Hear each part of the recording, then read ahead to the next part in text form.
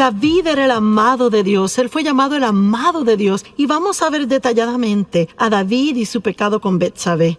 Y pienso que usted lo entenderá y se asombrará de la misericordia de Dios más que nunca.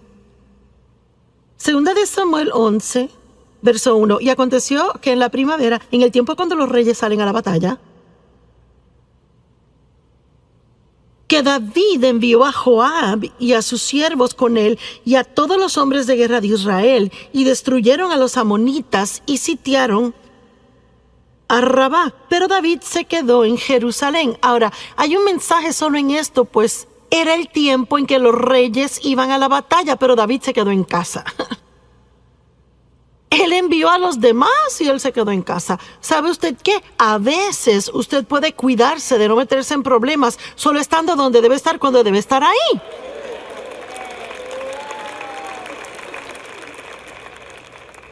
Y si debería estar en la iglesia el domingo en la mañana,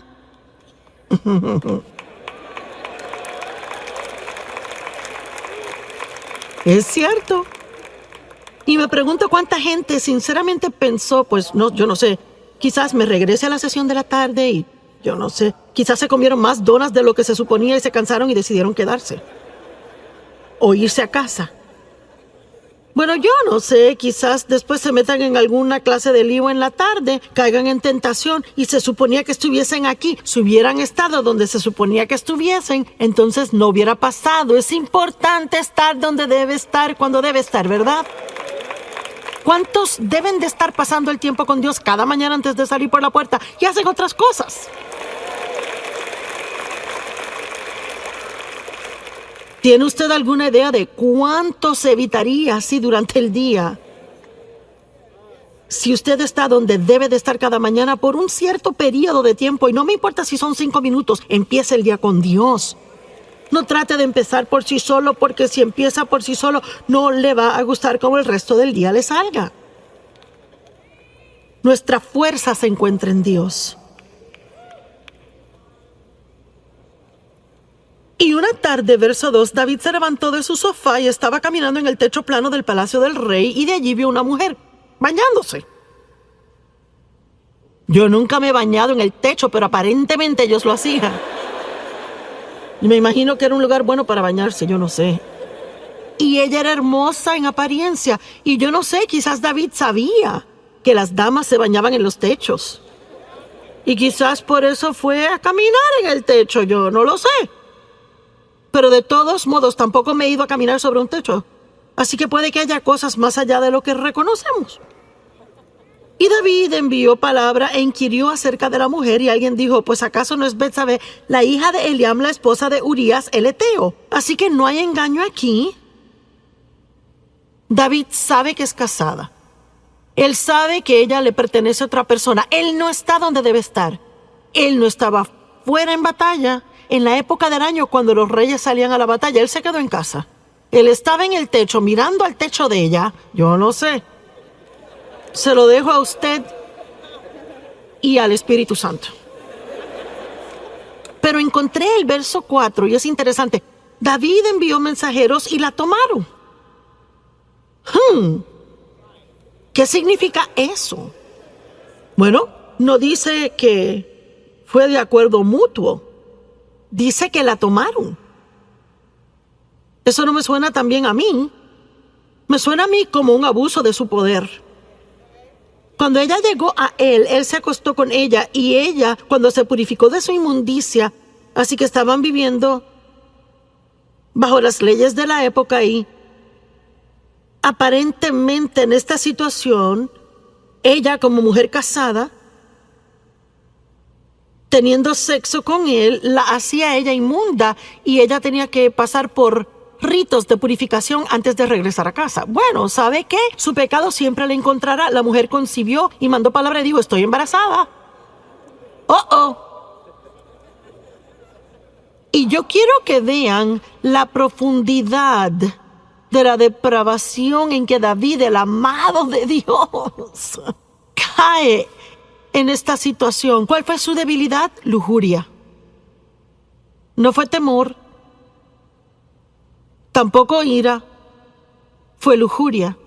El diablo tienta a diferentes personas en diferentes formas y déjeme decirle algo, tiene que conocerse. Y debe de hacer todo lo que pueda por fortalecerse en áreas donde sea débil. Es cierto. Déjeme decirle, si es un hombre o una mujer y es sentado de esa manera y tiene una linda familia y no quiere hacer nada que la estropee y ha cometido errores en el pasado y trabaja en un lugar donde hay muchos hombres atractivos o muchas mujeres hermosas, déjeme decirle algo, mejor es que entre con los ojos cerrados y ore antes de entrar ahí. Y no se vaya al cafecito con ellos y no tiene que contarles de los problemas en casa y no tiene que llevarle donas en la mañana. ¡Corra como un loco!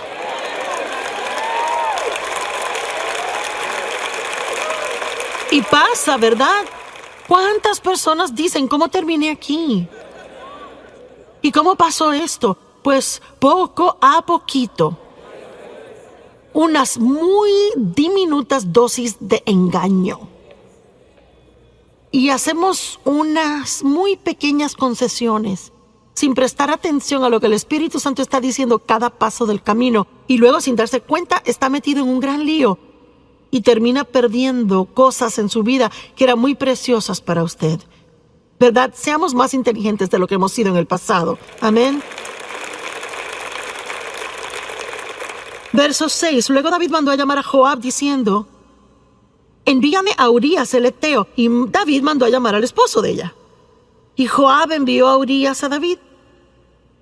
Y cuando Urías vino a él, David comienza a hablarle de cosas a él, porque él tenía un plan aquí. Él quería meterlo en su casa, a pasar un par de noches con su esposa, con la esperanza de que tuviera sexo con ella, y entonces, aparentemente, ella se embarazaría por él, y David quedaría libre del todo.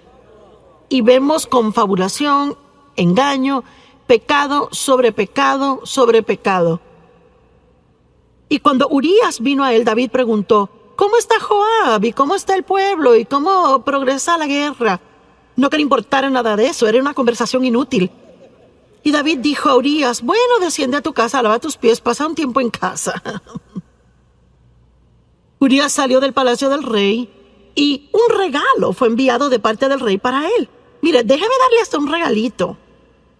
Pero Urías, quien obviamente era un hombre de integridad, de un hombre leal, un hombre de carácter, él durmió a la puerta del palacio del rey con todos los siervos de su señor y no descendía a su casa. Cuando se lo contaron a David, mira que Urías no descendió a su casa. David dijo a Urías: ¿no acabas de llegar de una larga jornada porque no te fuiste a tu casa? Aquí vemos el carácter de Urías. Urías dijo a David: el arca de Israel y Judá está morando en chozas, refugios temporeros, y mi señor Joab y los siervos de mi señor están acampando en el campo abierto. ¿Debería yo ir a mi casa y comer y beber y acostarme con mi esposa? Por tu vida y la de tu alma, yo no haré esta cosa. En otras palabras, está diciendo: mis hermanos están allá sufriendo. El arca de Dios ha sido capturada. El nombre de Dios es profanado. Yo no puedo irme y disfrutar cuando todos los demás aún tienen dificultades. No lo haré.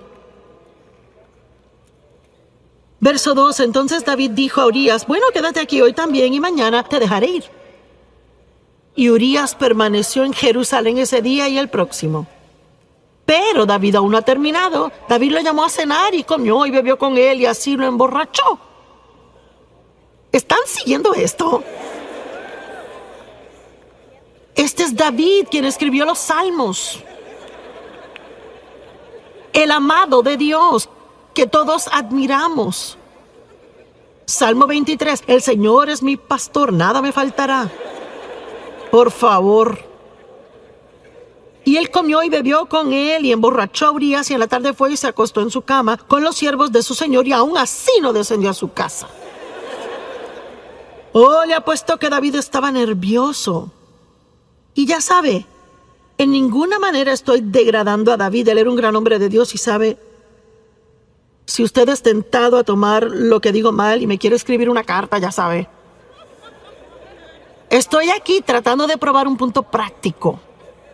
de que este hombre era un hombre normal y se hizo un gran hombre de Dios, pero él no era perfecto como hombre. Amén. Y aparentemente, él creyó que Dios era mayor que su mayor error. Y pienso que toma un increíble coraje para en su totalidad hacer algo que usted sabía que no debía hacer. Se defraudó a sí mismo tanto y defraudó a otras personas, hirió a otras personas y aún dirá: me levantaré y volveré a mi padre y él me sanará y me restaurará una vez más. ¿Qué hizo el hijo pródigo? Él tuvo una vida tan mala que él vivía con los cerdos. Malgastó toda la fortuna de su padre y la Biblia dice que volvió en sí. Yo no sé, quizás alguien me está escuchando ahora mismo, quizás está viendo por televisión desde el sofá o reclinado. Y una vez dije al predicar, dije: hey, tú acostado en tu reclinadora tomándote esa cerveza. Y tenemos este testimonio. Un hombre joven de 20 años estaba haciendo eso. Había estado en una racha de drogas por mucho tiempo y él dijo: cuando usted dijo eso me asustó tanto. Él dijo: me sentí sobrio y acepté a Cristo.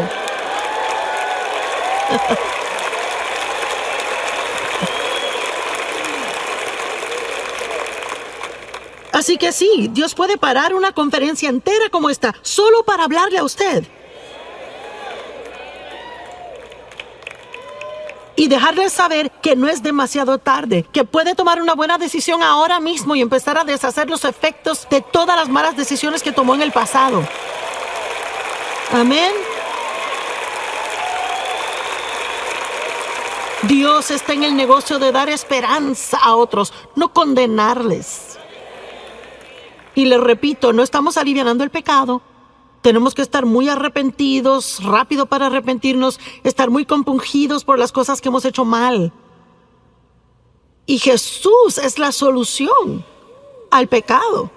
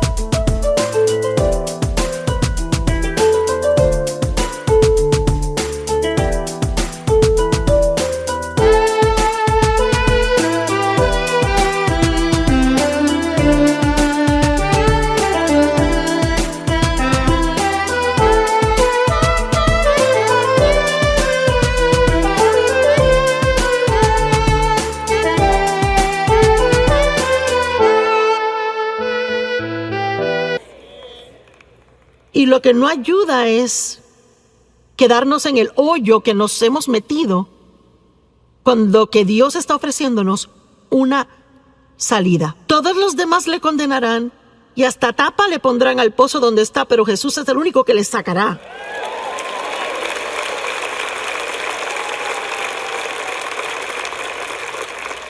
Y él escribió, David escribió una carta a Joab y la envió con Urías. Escribió en su carta, verso 15: pon a Urías en la fila de enfrente en la batalla recia y déjalo ahí a fin de que sea herido y muera. ¡Guau! Y sabe, he leído esta historia de David una y otra vez y es que nunca lo leí despacio como para ver esto bien y poder ver cuán asombroso Dios es y cuán misericordioso Él es. Y luego pasó todo un año y no se arrepintió. Ni siquiera se arrepintió hasta que el profeta lo confrontó contándole una historia. No voy a entrar en la historia. Y él realizó que él era el hombre en la historia de quien se trataba. y de momento fue confrontado. Y sabe, a veces podemos pecar terriblemente y podemos engañarnos tanto, podemos estar bajo tantas capas de excusas, ¿verdad? Y ya no encaramos lo que anda mal. Y quizás usted necesita hacer eso hoy. Quizás debe de dejar de poner excusas. Quizás debe dejar de culpar a otros. Y debe simplemente ver cara a cara la fealdad de lo que ha hecho. Pero eso no es algo malo, eso es algo bueno. Porque ese es un lugar de nuevos comienzos.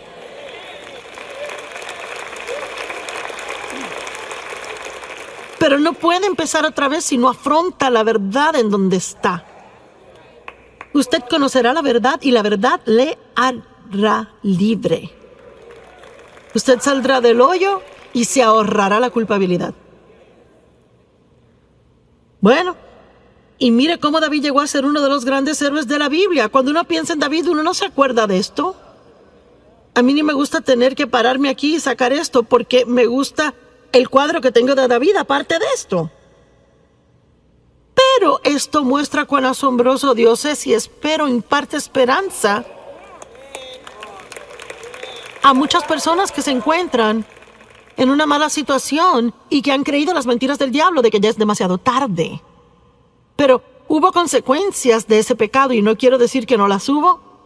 La Biblia actualmente dice que David ya nunca estuvo sin guerra en su casa después de esto. Así que hubo definitivamente consecuencias. Y eso es lo que debemos recordar del pecado. El pecado siempre es perdonado. Dios siempre perdona y usted puede siempre ser restaurado en comunión con Dios. Pero eso no quiere decir que siempre pueda evadir todas las consecuencias de las cosas malas que ha hecho. Y honestamente, yo ni sé si deberíamos querer eso tanto. Pienso que a veces deberíamos decir, ¿sabe, Señor, qué? Estoy tan agradecido que me has perdonado y estoy agradecido de que me amas y estoy agradecido de que tengo comunión contigo y que no tengo que sentir culpabilidad. Pero no creo que sea algo malo que tenga estas consecuencias porque quizás me ayudarán a recordar no hacerlo de nuevo en el futuro.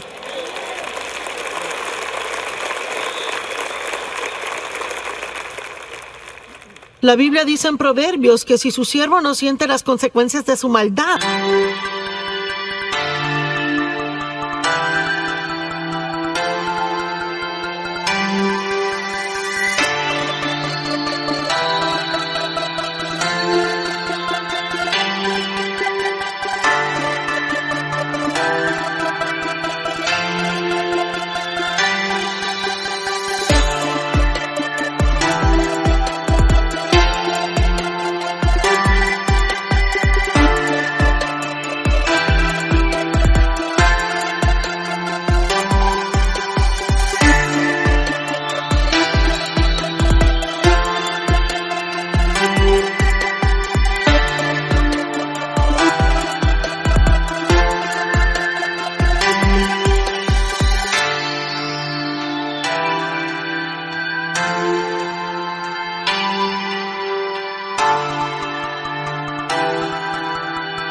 Él lo hará otra vez.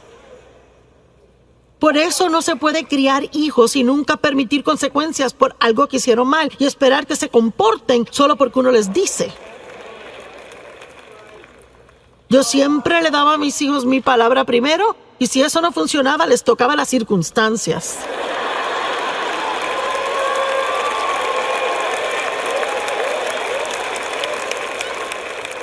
Y déjeme decirle algo, así es que Dios es con nosotros. Siempre nos da su palabra primero, hace todo lo que posiblemente puede para que su palabra esté en nosotros y para estar de acuerdo con Él y para hacer cosas a su manera. Pero si no las hacemos, Él nos ama tanto que toca nuestras circunstancias.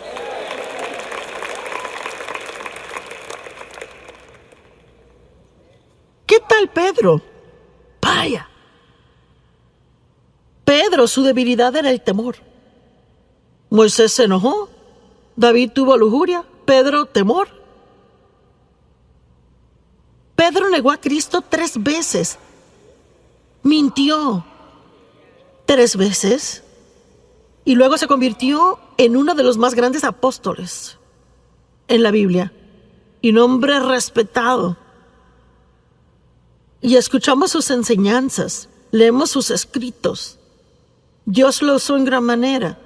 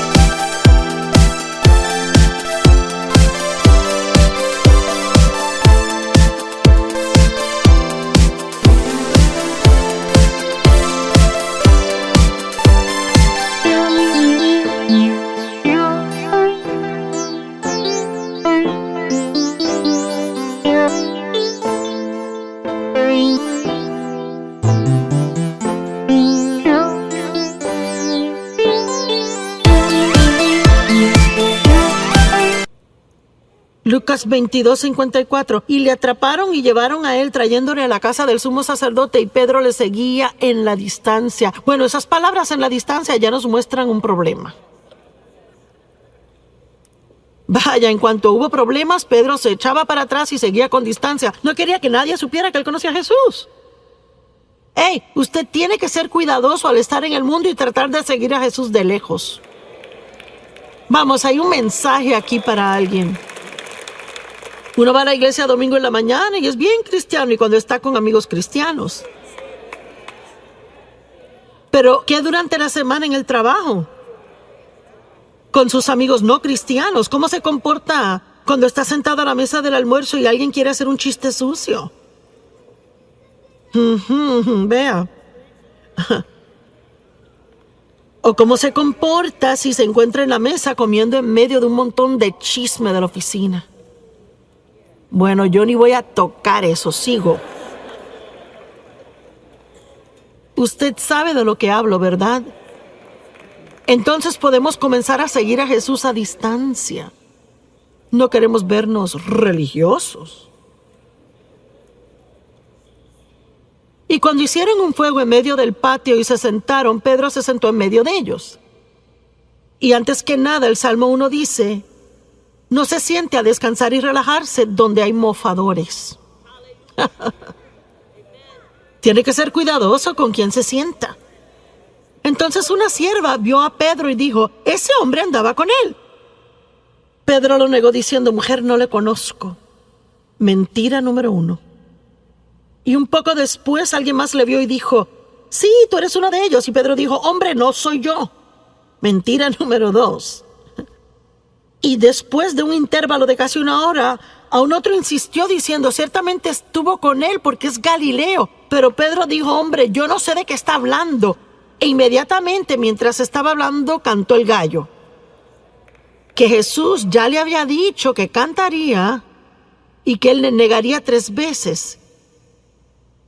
Y Jesús dijo: Pedro, he orado por ti. Pero en lugar de decir: oh, gracias Jesús, lo necesito, yo soy débil y sin tu ayuda me desborono. En lugar de eso, Pedro dijo: yo nunca haría eso.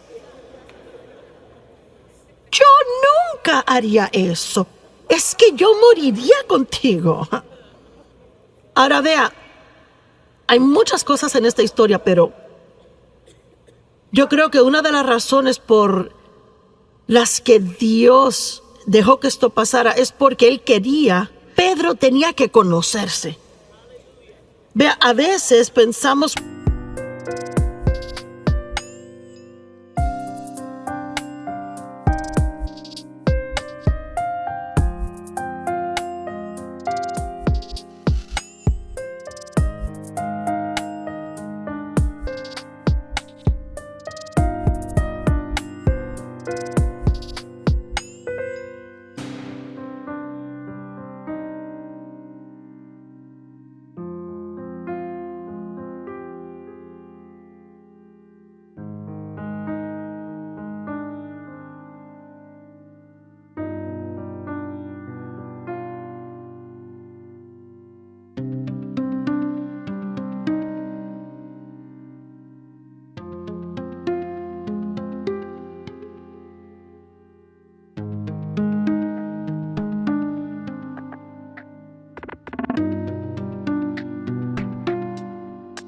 muy altamente de nosotros mismos y eso impide que lleguemos al destino que Dios tiene y Él se echa para atrás y deja que fracasemos y tenemos que conocernos y realizar cuánto le necesitamos a Él.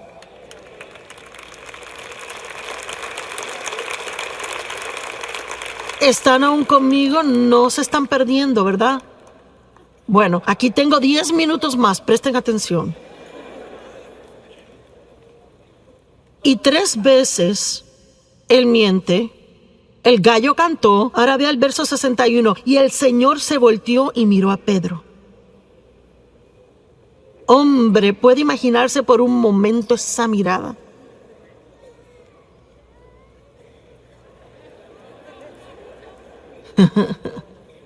¿Sabe? Es como la mirada de su madre. ¿Verdad? Una madre tiene esa mirada así.